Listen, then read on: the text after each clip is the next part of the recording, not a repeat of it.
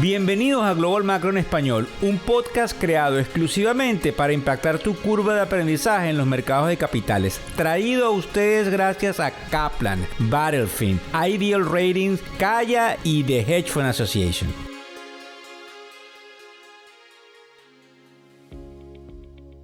Del año 2023, muchas cosas pasando. Acabamos de enterarnos lo que decidió la Corte Suprema de Justicia de los Estados Unidos, además de que el Bitcoin está cayendo, además de que tuvimos un número inflacionario. Así que arrancamos nuevamente con nuestra famosa frase: buenas noches, buenas tardes o buenos días, dependiendo de la hora y el lugar en el cual nos escuchas. Y ya saben que este es el primer y único Global Macro Podcast que tiene la habilidad de poder informarnos rápidamente de dónde vamos en materia económica. Con respecto a la parte inflacionaria, sale un número que se llama el PCE, que para que tengan ustedes una idea es el Personal Consumption Expenditures. Lo interesante es que sale menos de lo esperado y eso le da una fortaleza al mercado para que ustedes estén viendo quizás lo que tienen la habilidad de ponerlo ahí en Google, cómo está el Dow Jones, el Standard & Poor's 500 y el Nasdaq subiendo ligeramente el día de hoy, que es nuevamente el fin de mes, el fin de lo que sería el trimestre y la primera mitad del año. Es importante porque fíjense ustedes, en Europa, por ejemplo,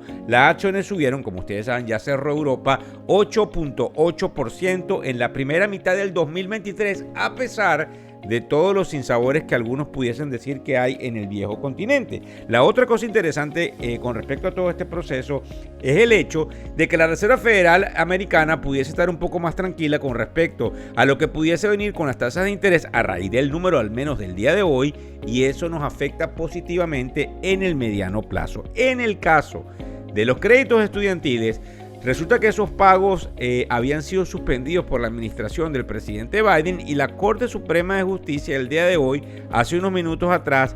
decide que eso no puede suceder y que los estudiantes deben seguir pagando sus créditos estudiantiles. Es muy importante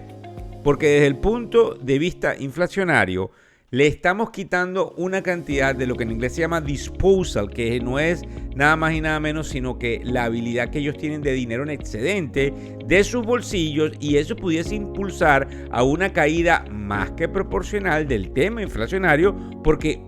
pudiese decirse que hay menos liquidez hacia el futuro en quienes tienen créditos estudiantiles, que en definitiva son una carga muy importante dentro del presupuesto de cada uno de esos individuos. Por ende, de que no hubiese la posibilidad de que esa masa monetaria estuviese persiguiendo bienes y servicios y que por lo tanto la inflación no tendería a subir. Ahora bien, es importante e interesante, pero quizás hijos, nietos, les puede estar afectando inclusive a algunos de los que nos están escuchando dentro de su presupuesto familiar, y también es bien importante porque hay una merma, como estábamos diciendo, de esa liquidez y la economía pudiese enfriarse un poco. Pero fíjense bien, lo que nos llama la atención es que luego de esta noticia, el Bitcoin, que estaba por alrededor de los 31,000, y ya lo vamos a ver cuando veamos los mercados, cae y se ubicaba hace tan solo unos segundos atrás en alrededor de lo que serían los $30,000 por unidad. Ya estamos por debajo de los 30,000, porque acuérdense que estamos en este podcast a las 12:08 del mediodía de hoy,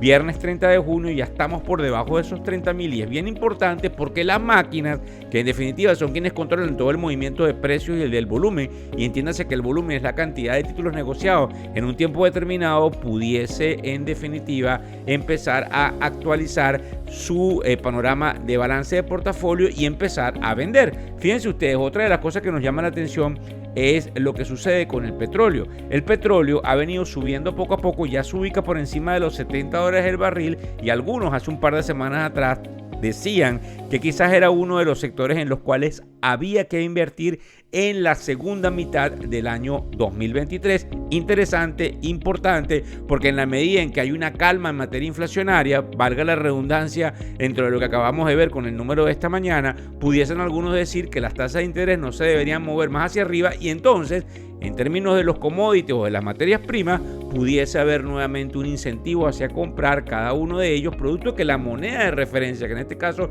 es el dólar estadounidense, pudiera verse rezagada, producto también de que no haya esa subida de tasas de interés. Fíjense bien, con respecto a los mercados, como les estaba diciendo hace un rato, hay un rally en el Standard & Poor's 500, en el Dow Jones y en el Nasdaq, y es interesante también observar cómo el índice del miedo, que se denomina en inglés el VIX, el VIX, está en términos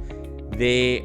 unos niveles tan bajos que no se habían visto durante años. Lo tenemos en alrededor de 13, con una caída nada más y nada menos el día de hoy que de 4%. Es bien importante, lo vamos a estar tocando la semana que viene, porque ese es el número que debería empezar a moverse en el supuesto de que la narrativa del mercado cambiase y este rally fuese un cuento de hadas y volvamos a la narrativa de que pudiésemos entrar en una desaceleración, por ende en un proceso inflacionario. Muchas gracias, no olviden de disfrutar el fin de semana, de ver lo que hacemos todos los días a través del newsletter que se llama Global Macro Inbox, que les llega a todos los que están inscritos en factoreseconómicos.com y que en definitiva les trae la información de los titulares más importantes que pudiesen decirse están sucediéndose como narrativa del día en los mercados internacionales. Muchísimas gracias. El podcast Global Macro de Factores Económicos ofrece una visión global de los mercados de valores y dicho análisis es producto de la compilación traída por diferentes fuentes de investigación de mercados institucionales. Por motivos y declaración regulatoria, este podcast no debe ser interpretado como una recomendación precisa en inversiones, bien sea en productos y o vehículos financieros. Y además, sugerimos consultar con su respectivo asesor particular de inversiones o su equivalente en caso de suscitarse cualquier duda que pudiese derivarse de nuestra fuente informativa. Este podcast es narrado por Víctor Hugo Rodríguez, quien es un conocido profesor y comunicador financiero, cofundador de la plataforma educativa ilafin.com. Muchas gracias.